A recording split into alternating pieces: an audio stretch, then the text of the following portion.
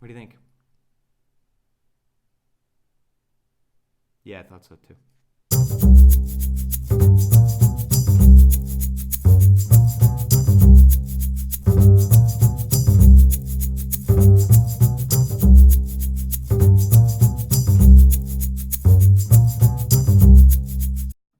Hi, you gonna be a movie star? Yeah, I know. You just wanna. Okay, I know. We're gonna get started here. We're talking about interruptions today. Thanks, Mojo. I appreciate it. Yes, you're making our co-host, ladies and gentlemen. Oh, you're too much fun. I know. Should we get the ball rolling? I'll take that as a yes. Hello, everyone. Welcome back to our channel. Thank you very much for tuning in. I'm your host, Scott Rosen, Managing Director and Advisory Board Member for SRCC and Para GmbH. And as you've probably already guessed, today's video is all about interruptions to your presentations. The MBA candidates and project managers that we meet with usually ask us at some point what they should do or what they can do to handle when somebody chimes in or adds additional points. Worst case is when they take complete control of the entire presentation. And sometimes things can get pretty dark when we're up there challenged by a colleague or a boss with a question that we don't always know the answer to. It creates a very stressful situation, and it can absolutely destroy your credibility when you're up there. How you handle yourself and them makes a tremendous difference on the outcome of your presentation. Right, Moj? So, let's talk about interruptions. Here are the tips to handle these situations. First thing that we want to talk about is that you need to be prepared to adjust your agenda when you're up there. I mean, you have a plan on how things are supposed to work, but what happens is, how often does that actually happen? If you rehearse your pitch in two ways, number one being obviously the full Monty, and number two having a shorter version, you need to be ready to switch between the two relatively quickly. To shrink your presentation down, you just got to go to the bullet points and main messages. If you're running out of time, you won't need to explain diagrams or go into too much detail until the audience asks questions.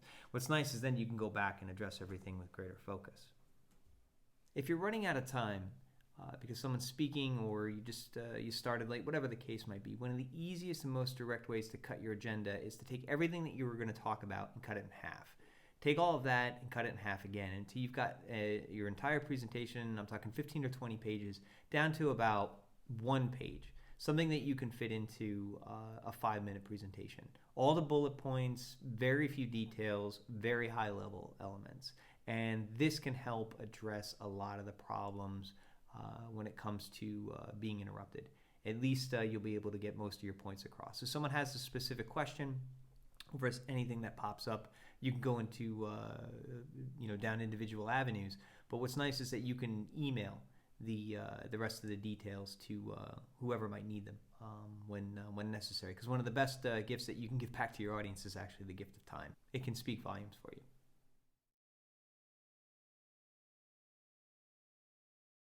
One of the big things that comes up is actually the easiest to solve, which is defining the rules even before you start speaking. If you get them early on, I'm talking about the person who looks at their phone or takes a call, addresses an email, or even gets up and walks out during your presentation because they either have to go to the bathroom or something popped up. Give them a pathway to exit and let them know that you're all right with them leaving or taking care of something, because it shows that you respect their time. And when the audience sees this, they'll recognize that and they'll start to respect you a little bit more. But please be sure that you do it before you start speaking, because it's a little awkward when they do it in the middle of your presentation. Kind of like Mojo, who actually has to go out right now. So we're going to take a fast break and I'll be right back. Hang on.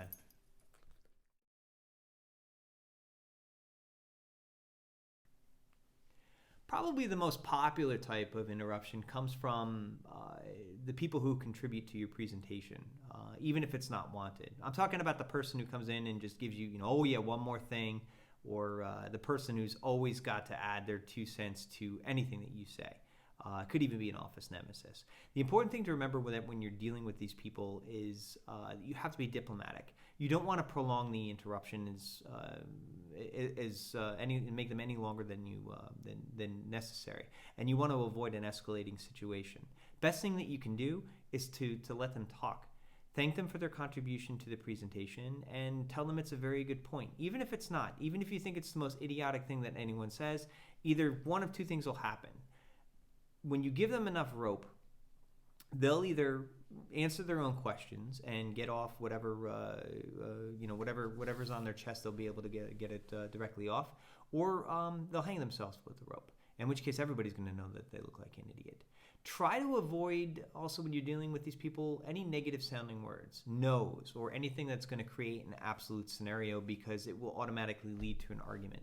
Thank them, again, for their contribution. Be nice and encourage them to talk to you a little bit more about it after the presentation is done. The best way to do this is to take it offline. But when you thank them for that, you tell them, hey, that's a very good point. That's kind of the polite way in the office of saying, can you please shut up? I'm trying to get moving here. If it's a C-suite, or and if you're in the executive or your boss, please remember one thing though: it is their ship. You might be the captain at that moment in time, but don't mistake your authority in presenting for being the dominating person in the room. It's not going to happen.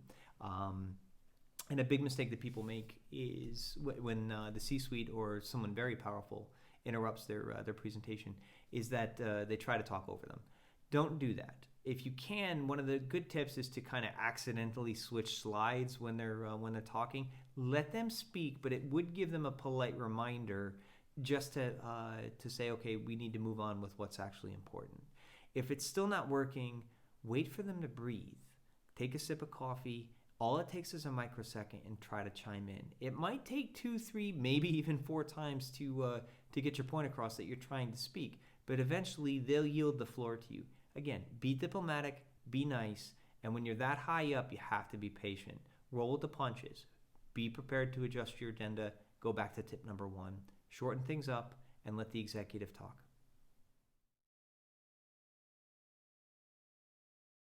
The last type of interruption we'll cover today has to do with when somebody asks you a question, where you get stumped. They challenge you. It's a difficult situation.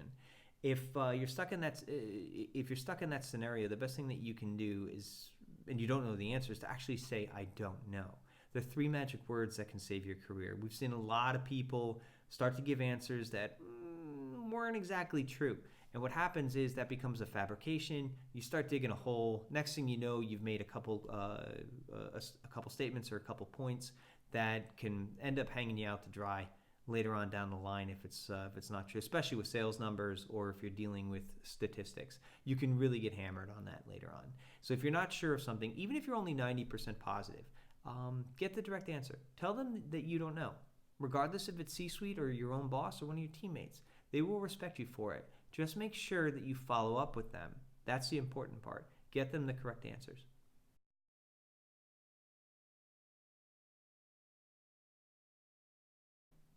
In the more difficult scenarios, if you're still challenged and the audience is really stuck on a point, well, to the extent that you may lose control of the entire discussion, then let them speak for a few seconds.